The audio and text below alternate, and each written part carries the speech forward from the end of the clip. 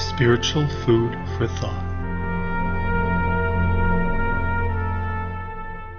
Welcome back to Spiritual Food for Thought. I thank you for joining me once again. I'm continuing a series here on the Sabbath and just providing some food for thought about it. Hopefully those of you who've joined me so far have found it to be worthwhile. If you're just catching this video, you may want to back up to the intro of it and follow through from the beginning. It's interesting to me that there's certain claims that man will make, and without realizing the claim that he's making or the logical application thereof. When we talk about Scripture, and we talk about even just the 10 Commandments, but all of God's law fits into this, people will generally say that part of it shows how we love God, and the other part how we love men, how we love our neighbor. We're even told, when Jesus was asked about which commandment is the greatest, I'll read it to you here from Matthew chapter 22, starting at verse 36. Master, which is the greatest commandment in the law?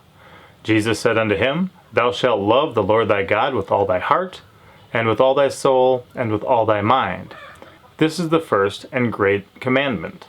And the second is like unto it, Thou shalt love thy neighbor as thyself.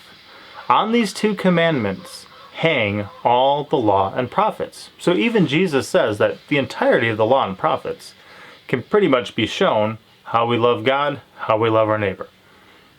Some fit in this category, some fit in the other category. Now, when it comes to hanging, as that last verse said, verse 40, on these two commandments hang all the law and the prophets, there's some people who picture a noose, and that pretty much because of these two commandments, all the other ones can be done away with. And we'll throw them in a noose, and we'll choke them out, and they'll die. This is more like a nail.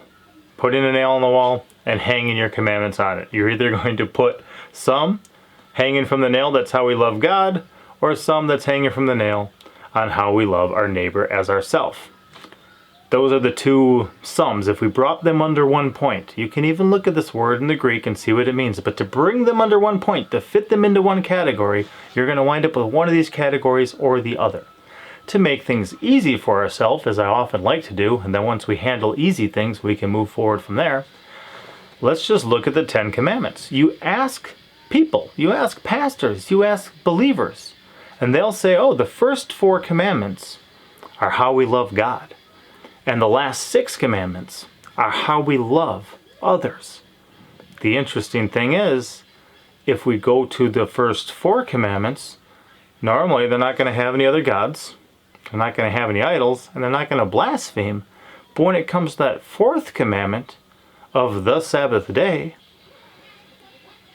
it gets dismissed by a lot of believers. I understand that if you got 75%, you got 3 out of 4, and you were going to a school that had grades pertaining to those percentages, you could be a C, maybe even a C plus student. You'd get a passing grade.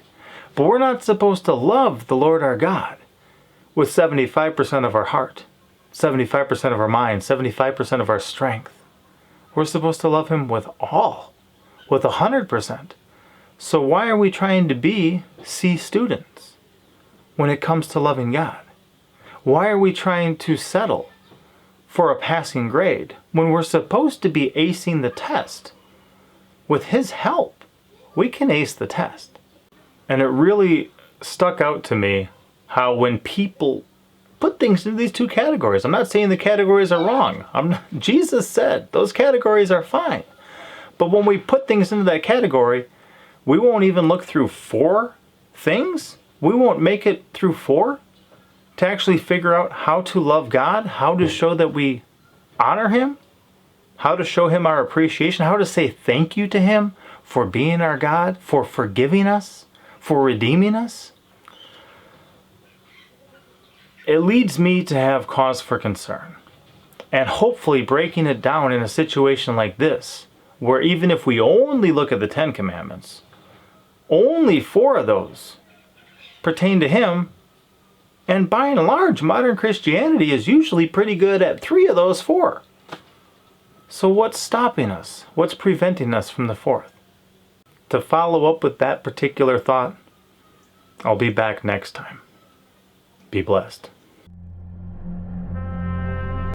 Thank you for watching. Don't forget to like, comment, and subscribe.